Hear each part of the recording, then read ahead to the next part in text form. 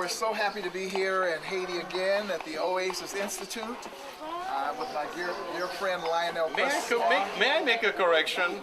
This is not the institute yet. It's, it's the campus. It's okay. It's okay. It's okay.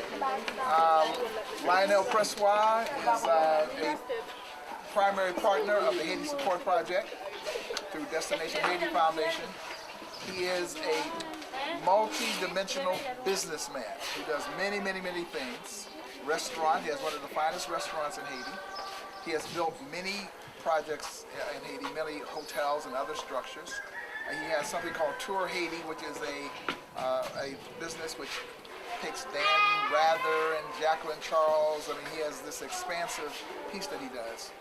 But in his heart of hearts, he is also a baba, a father. And so he has adopted all of these young girls who were orphaned by the earthquake. And he has this idea, which we are supporting, of having the Oasis Academy. Why a businessman would decide to take on a project like this with all of these beautiful young ladies? Well, this is it. You've answered. And frankly, I'll tell you, a businessman is first a father. And these are my children. We are together in this. And as far as Haiti is concerned, you know, we've lost a lot of time, Ron. We've neglected many of the children. And right now it's about time that we turn towards them, especially the orphan ones. And we have different levels of orphan children. We have the ones, of course, with no parents. But we also have the economical orphans. And in Haiti, this is very common, that people will just leave their children, let them go to be rest-avec. And that is something that is terrible. So this is 6 months. Huh? This is 6 months worth of work. You've been, well, I didn't start when you were there. That's what I'm saying, because none of this was done. No, none of this was done. This is a temporary permit. Okay, so, This is like transition. yeah, let's say transition. Because, you know, we are building a campus. We are going to start building a campus very soon. But we needed something better than having the girls under tents. So, and this is great, where the, you know, there are going to be 5 in each room. Okay. And so we'll have an older one with the smaller ones in each room. Well, shall we go see the... Sure. Yes. You'll go in there once. You're not going twice. Okay. That's their bathroom.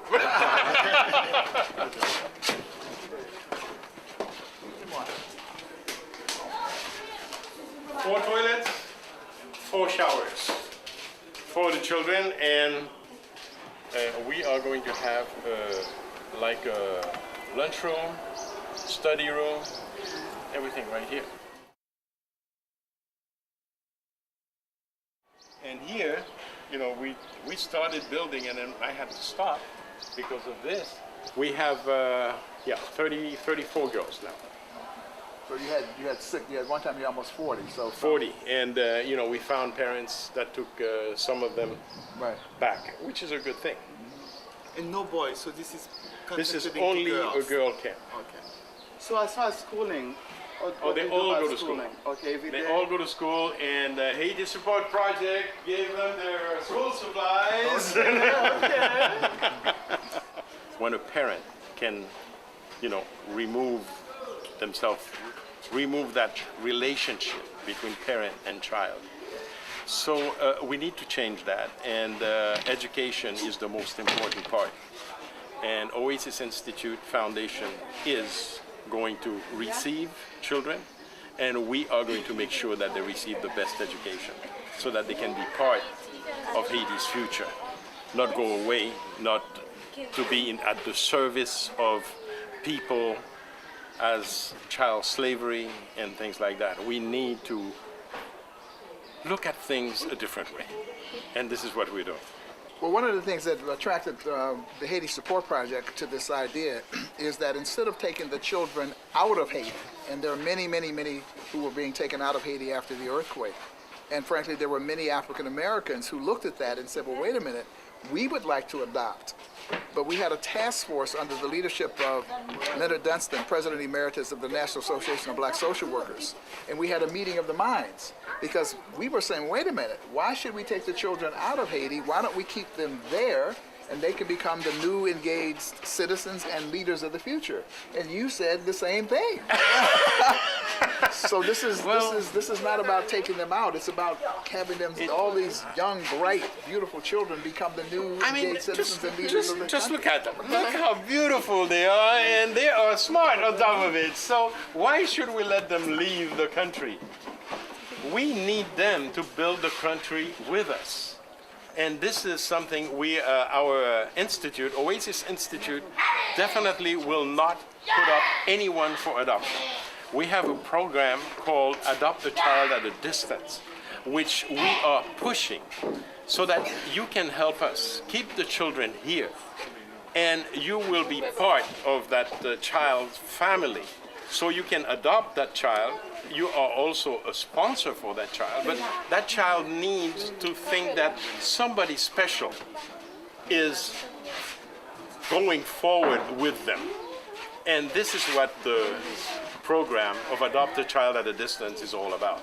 Now tell us a little bit about the ultimate goal. I understand that at the end of the day we have about 40 young girls at this point, but your goal is about 650 to 1,000 at some point. You know, we started with the girls that were the most vulnerable after the earthquake. But the important thing is to have 650 children, boys and girls, at a campus which we're going to build in the north of Haiti, and where we will have, they will have their dormitories, they'll have a good school, and a matter of fact, it's going to be an academy where, they will receive the best education ever, because we are going to have teachers, local teachers, teachers from the diaspora.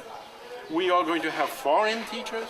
Whatever is needed, we are going to get it and make sure that they have the best, that they become the best and build the country with us.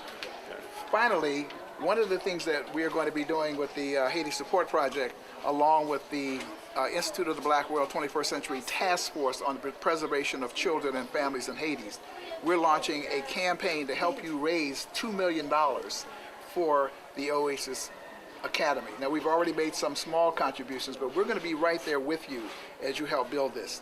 Now, one of the persons that we think can be very helpful to us is a brother in the States. His name is Michael Baisden.